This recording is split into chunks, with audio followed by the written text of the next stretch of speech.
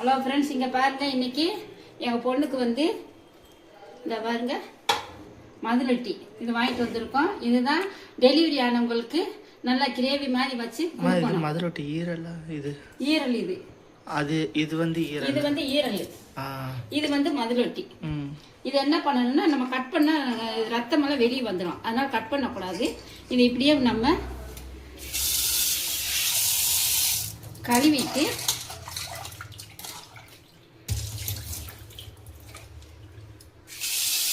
ஒரு பீஸ் இதை நம்ம அப்படியே வேக விட்டா போதும். வேக விட்டணும், வேற ஒன்றும் செய்யக்கூடாது. இதுக்கு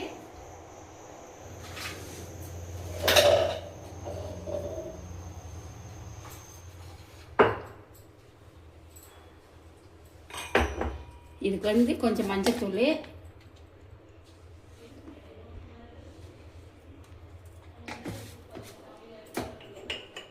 கொஞ்சம் சால்ட்டு போட்டு இவ்வளோதான் போட்டு நம்ம மூடி அடுப்பு வச்சுருவோம்.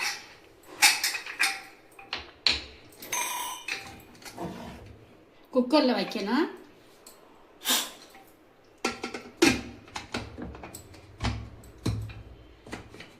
குக்கரில் வச்சு நல்லா வேக விட்டுட்டு அது பிறகு நம்ம எடுத்து கட் பண்ணணும். ஆன் பண்ணியாச்சு. இதில் வச்சுருக்கோம். இது ஒரு 3 விசில் விட்டுட்டு அப்புறமா எடுத்து நம்ம கிரேவி பண்ணணும். அந்த கிரேவிக்கு தகுந்தது இந்த பாருங்க 3 விசில் தான் விட்டுருக்கு. நல்லா வெந்து வச்சு இதை நம்ம கட் பண்ணிக்கிறணும். கொஞ்சம் ஆறட்டு கட் பண்ணுவோம். அது வரைக்கும் நம்ம கிரேவிக்கு தேவையானது நம்ம ரெடி பண்ணுவோம். வாங்க.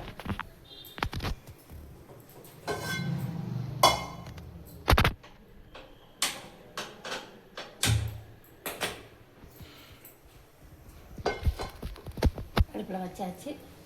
இப்போ சட்டி காயிட்டு கொஞ்சம் எண்ணெய் ஊற்றுவோம்.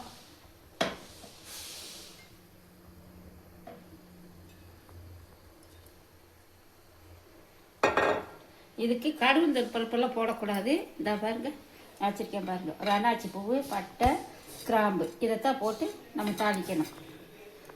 தண்ணி எண்ணெய் காயிட்டு பாருங்க தாளிச்சிடுவோம். இப்போ பாருங்க எண்ணெய் காய்ஞ்சிருச்சு. இதை போடுவோம்.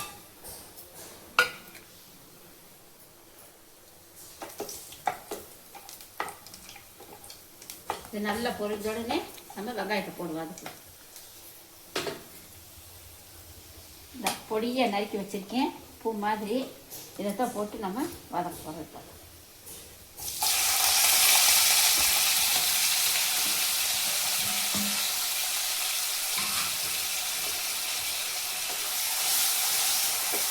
நல்லா பச்சை வாசனை போக நல்லா வதக்கிடணும். பொதுவாகவே இந்த டெலிவரி ஆன பிள்ளைகளுக்கு வந்து நம்ம இந்த மாதிரி செஞ்சு கொடுத்தோம்னா பால் வட்டாமல் இருக்கும். நம்ம பாட்டிலில் பால் கொடுக்க வேண்டிய அவசியம் இல்லை. இதே நல்ல பால் அவங்களுக்கு ஊறும். இன்னும் பால் ஊறுறதுக்கு நிறைய டிப்ஸ் இருக்குது, அதெல்லாம் சொல்கிறேன். அதை நீங்கள் ஃபாலோ பண்ணுங்கள். டெலிவரி ஆனவங்களுக்கு கொடுங்க. கொஞ்சம் உப்பு போட்டுக்கலாம், ஏன்னா இந்த வெங்காயம் சீக்கிரம் வதங்குறதுக்காக.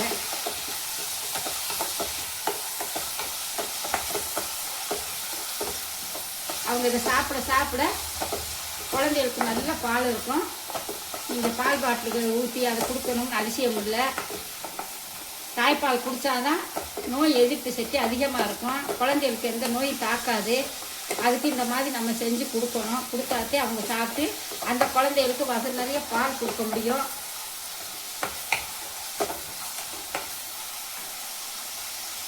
அடுத்து இஞ்சி பூண்டு பேஸ்ட்டு ஏற்கனவே நான் அரைச்சி வச்சுருக்கேன். இந்த பாருங்க,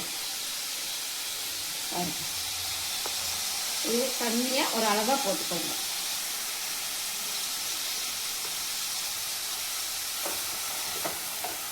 இது நல்லா பச்சை வாடை போக நல்லா வதக்கணும்.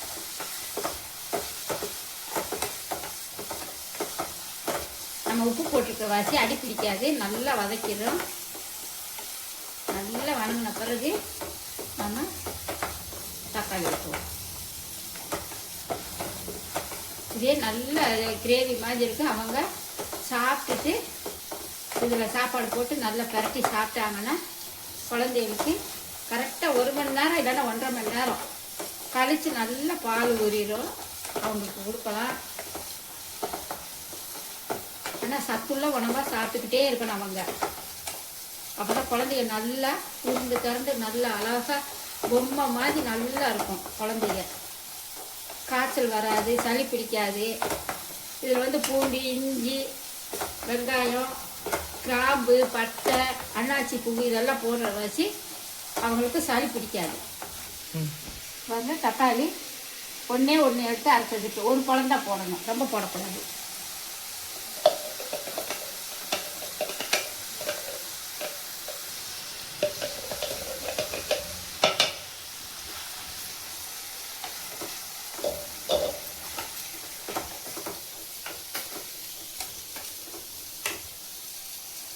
அடுத்து கொஞ்சம் மஞ்சத்தூள் போடணும்.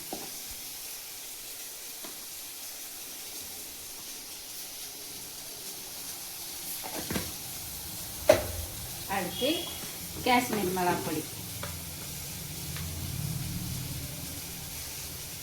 இவ்வளோ போட்டால் போதும்.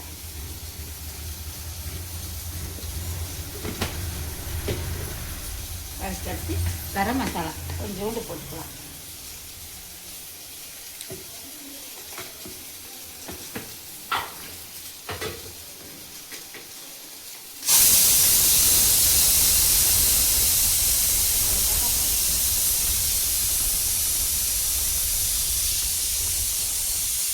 தனியாக வாங்கி அரைச்சி வச்சுக்கணும். இந்த மாதிரி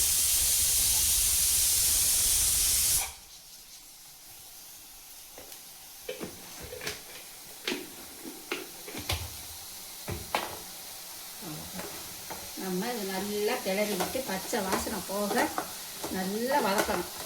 இந்த மசாலு, தக்காளி, வெங்காயம், பூண்டு, இஞ்சி நல்லா வதக்கணும்.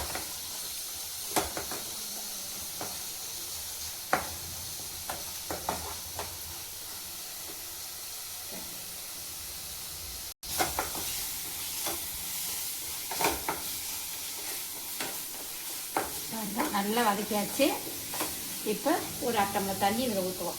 ஏன்னா அந்த மசாலா எல்லாம் வேகணும். வெந்து எண்ணெய் பிரிஞ்சு மேலே வரும். அப்போ தான் நம்ம அந்த மதுளட்டி கட் பண்ணி நம்ம போடணும். இது வேகட்டும்.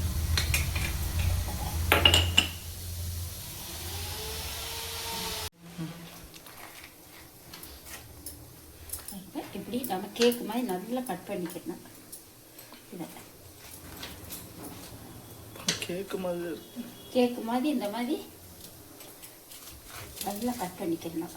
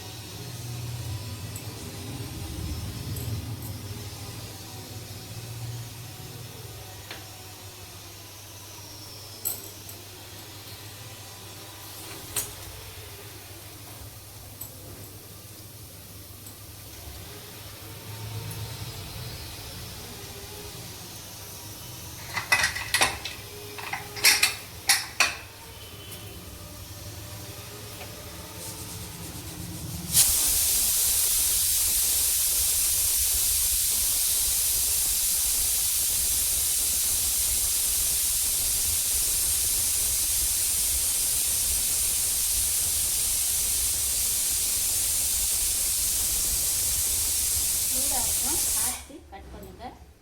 எனக்கே இங்கே கட் பண்ண முடியல. இதை ஃபஸ்ட்டு நம்ம கட் பண்ணோம்னா இதில் இருக்கிற ரத்தம்லாம் வெளியேறிடும். அதாவது சத்தானது வெளியேறிடும். வெளியேறிட்டால் அதை அப்புறம் ஒன்றும் பண்ண முடியாது. அதனால் ஃபஸ்ட்டு நம்ம வேக வச்சுட்டு அதுக்கப்புறமா நம்ம இப்படி கட் பண்ணணும்.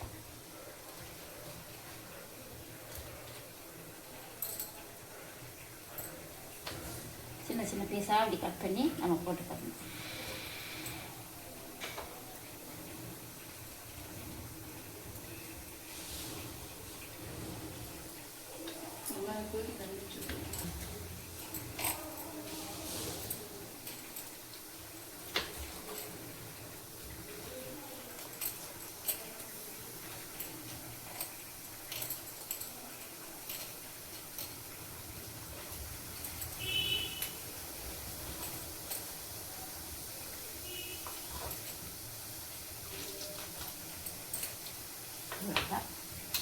நம்ம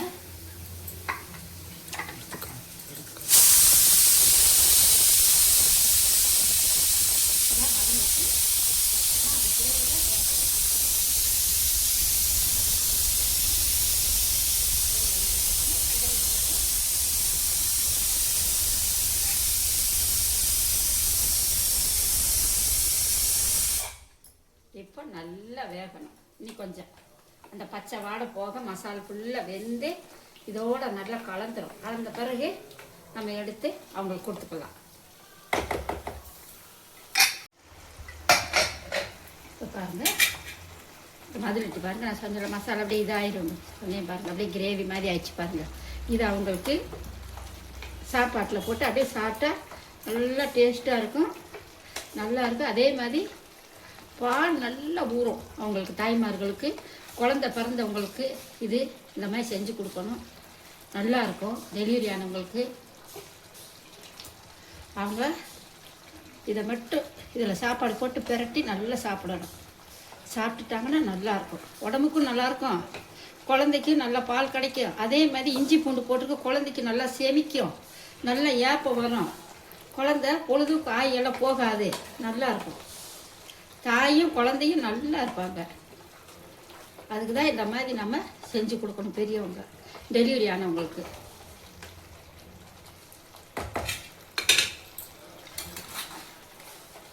பார்த்தீங்களா எப்படி இருக்குன்னு?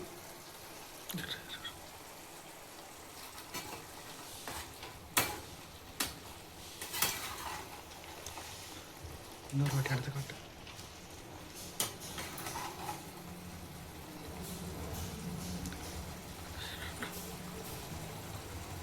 பாருங்க எப்படி இருக்குன்னு பார்த்தீங்களா?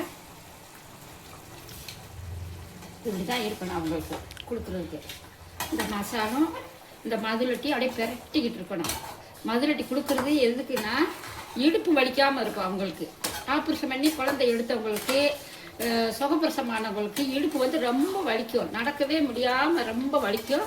அதுக்காகத்தான் இந்த மதுளட்டி கொடுக்குறது. இதில் ஒரு நரம்பு இருக்குது. அந்த நரம்போடு அவங்க சாப்பிட்டுட்டாங்கன்னா பொடியே நரம்பு, நம்மளுக்கே அது தெரியாது, அந்த இடுப்பு வலியை இது நிறுத்தும். ஆனால் அடிக்கடி நம்ம கொடுத்துக்கிட்டே இருக்கணும். குழந்தை எவ்வளோ நாள் பால் குடிக்குதோ அவ்வளோ நாளைக்கு இதை கொடுக்கணும். கொடுத்தோம்னா இடுப்பு வலி அப்படியே நின்றுடும். பாருங்க எப்படி இருக்கு.